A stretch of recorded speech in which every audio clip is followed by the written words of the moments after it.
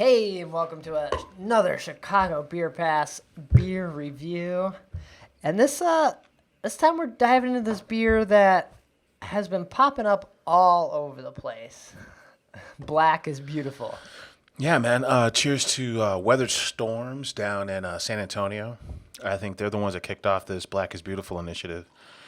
And it's there's a couple rules. Like, they want breweries across the country to make this beer, but you have to pick a nonprofit to donate to Okay. if you participate in it, right? And then each can, regardless of brewery, uses the exact same logo. Okay. Yeah. But is it the same? It's not the same recipe. You know, our guy Josh Raleigh was saying that that he thinks it's the same recipe across the board, and I don't know enough about it to kind of like disagree or agree. But I think in regards to the Revolution version, they kind of came out and said, "Hey, it's like one part unbarrel aged Estar and one part Eugene." I think. Right. So it would make way more sense that it would be specific to a brewery, because if I already got it, why would I want to try another person? Besides, like, the cause, like brewed in support justice and equality for people of color. So, like, the money's going to a good place, but I'm not likely to pick up another 4-pack just because of the cause. It's like, it's great. I don't know how to say that. It's like, You mean you want it to be whatever that brewery makes? Yeah, I like that. That's better. Or it's more interesting that way. For me, especially if 2 Chicago breweries do it. Like, I want to see what Revolution did, and I want to see what Haymarket did, or I don't know who else is doing one in Chicago. Well, in Chicago, man, I think that was part of the draw for what was it called, Replicale? Right. Where you got a set batch of ingredients, right? But then your interpretation on what the volumes were of those ingredients determined what you made, right? So like, there were some rules, but it was kind of flexible. The rules were flexible. Right. But then there was that Sierra Nevada beer that everyone got the same recipe, but money went to the wildfires, and that was it. Like, it was the same beer. It was the exact same beer. But it was whatever. Okay. Like, you weren't doing anything different. It was just like, I forget what that one was called. I know what you're talking about. Yeah. I had no fucking idea what it was called, Brad. But it was draft only, too. So it wasn't in cans, so it made people go to the breweries. So it's hard, during COVID to go to the breweries to just try something on draft that goes to a good cause. But Black is Beautiful beer. Blackisbeautiful.beer says it's a collaborative effort to raise funds for police brutality reform and legal defenses for those who've been wronged. Okay. And if you want to join the cause, we ask that you do the following. Donate 100% of the beer proceeds to local foundations that support those things: police brutality and legal defense reform. Okay. Choose your own entity to donate to and commit to long-term working towards equality.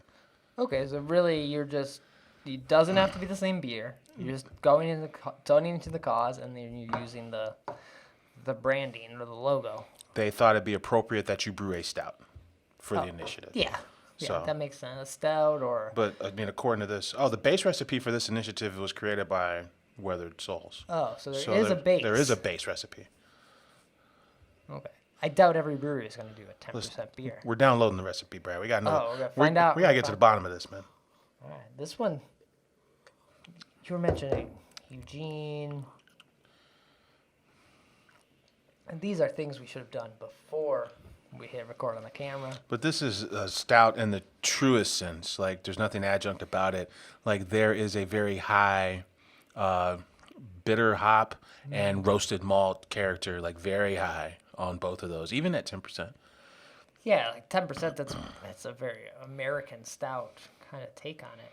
Yeah, so it looks like there are, this is like 7 different grains. There's a black malt, dark chocolate malt, caramel malt, flaked oats, carafoam, and two-row malt. Now, 51% two-row malt, and the others are all like double and single digits. But okay. Yeah, but it's pretty complex. And then Cascade. Cascade has the bittering hop and the aromatic hop. So that's their base recipe. Yeah. So they're okay. We don't. Yeah, that sucks that we don't know enough about it. I'd be like, but we think Revolution is different. Like, I think Revolution kind of came out and said ours was kind of based on these two beers. I think one was Eugene Porter, and one was an unbarrel aged version of Death Star. Okay. Which is an oatmeal stout. Okay. So I don't know if they have a name for that. But it makes sense that if you have a dark beer or an Imperial Stout, you already do. Change it up or put it in this and donate some money. If you don't, we got a recipe for you. Please feel free to add your own twist or ideas to the beer. Oh, okay. So there we go. All right, cool. It doesn't, like we said, it doesn't have to be.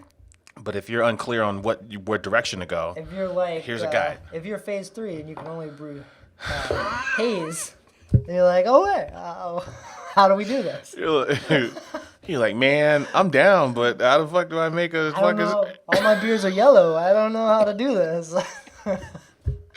Yeah. So it's for a good cause. And, I tell you, brew to support justice and equality for people of color. It's like the people of color thing. Like, it should be for, like, it should be very specific. It should be more specific than that.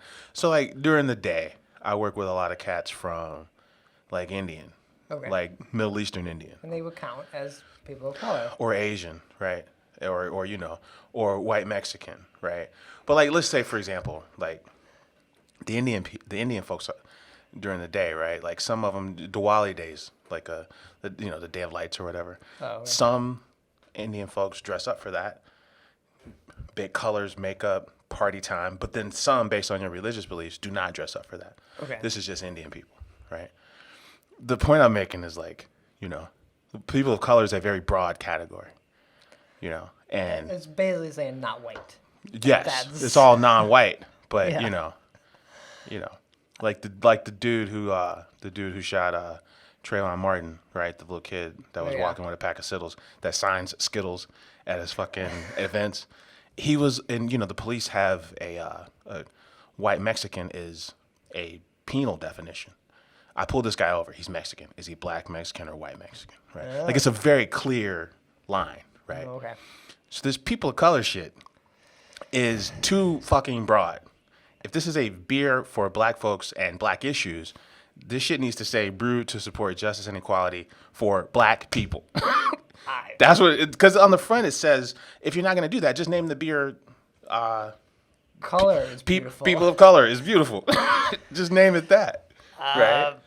Like, I didn't mean to like clap and shit, right? Like, get excited, but it's a very like a black person in America is a very specific thing, and if this beer, because Weathered Souls, because Shalonda went down there, and it's a black-owned brewery in San Antonio. Oh, okay. So if it's those folks with the initiative, then that language on the side should be more specific.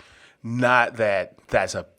I'm not talking shit about the cause or the interpretation, because I think this is a good conversation to have, but that should be changed. Yeah, I think it's probably to appease white people, like to be like, yeah, I agree with that, but other people have problems. This is for that crowd. Like white people are trying to help everyone. We get it. Come on, like I know, but like that's Yeah, it's, and that's part of my issue with that. Yeah, that language, but because it doesn't hurt it. It doesn't, by doing it that way, like you're saying, like why not? Like you're all in. You got the Black is Beautiful from a black brewery, right? And you're using it. You're putting it out at a time where it's needed and most focused on. Yeah, so and why not just do that? Like. We could do Indian one when some crazy white person bombs another mosque or something, like some stupid thing like that, right? Like, stay focused, right?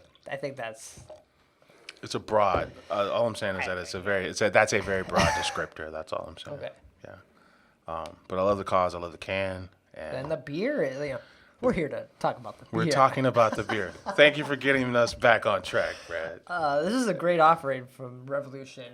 We did another video with this rye beer, and that was mixed berry, very sweet and tart. This beer is finishes clean, dry, just smooth all the way through. It's fun to be reminded of the range of a Revolution crew when these beers essentially kind of came out on the same week or a week apart, right? Yeah, you're talking like two totally different ends of the spectrum. Yeah, with which is kind of weird. We were kind of a little nervous that it would be a little too sweet, the rye way. Yeah. But it was the layers of sweet were stacked in a way that made it super enjoyable. You weren't left leaving like dessert overload. You weren't left with that. Mm-hmm. And then on the other end, a week later, they come out with this fucking chocolate, roasty, kind of delicious offering that goes in a completely different direction. And that's all the same crew and packaging a week apart. So yeah. Nice work, Revolution. I know their tap room is now back open at Kedzie, so you can go drink there. You can. Yeah. Wear your mask. Tip. Definitely. And and just be fucking don't careful. Don't be a jerk. Yeah. Brew to support justice and equality for black people. All right. There, I fixed it. Cheers. Cheers.